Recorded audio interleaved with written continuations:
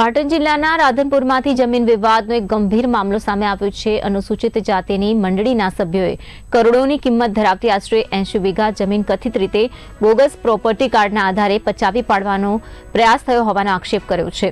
આ મામલે જાણીતા બિલ્ડર ઝાકીર ગાંધી સામે ગંભીર આરોપો લગાવવામાં આવ્યા છે। આ જમીન રાધનપુરની સીમના ખાતર નંબર 714 માં આવેલી છે।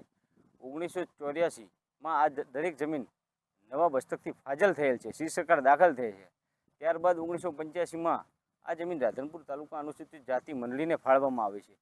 તે દિવસથી આજ દિવસ સુધી લેટેસ્ટ ઉતારા માલિકી હક અનુસૂચિત જાતિ મંડળીનો બોલે છે। તેમ છતાં આ જમીનને ગામતળમાં લઈ અને બોગસ પ્રોપર્ટી કાર્ડ બનાવી આ જમીન હડપ લેવાના આશયથી આ બધું ખોટું કાવતરું રાધનપુરના જાણીતા બિલ્ડર ઝાકીરભાઈ ગાંધી દ્વારા કરવામાં આવ્યું છે। તેમના સામે કાયદેસરની કાર્યવાહી થાય અને સદરહુ રેખણની તપાસણી થાય એવી અમારી માંગ છે।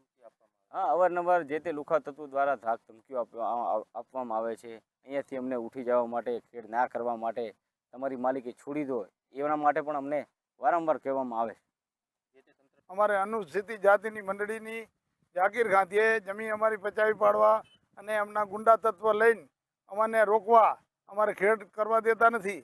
અને અત્યારે પ્રોપર્ટી કાર્ડમાં એ બધી લઈને અમારી 80 વીઘા જેવી જમીન એ દબાણ કરીને બેઠા છે, જેથી સરકાર નોંધ લે બરાબર અને અમારા પ્રત્યે કાંક લમણો રાખીને સારી રીતે અમને ન્યાય આપે બરાબર। એના પછી અમે એ કહીએ છીએ કે જેમના કોઈ સરકારી અધિકારી એમને ધ્યાનમાં લઈ અમારા અમે લમણો રાખીને ઝાકીર ગાંધી અમે તણાય નહીં, જેથી અમારું ખરાબ ના થાય।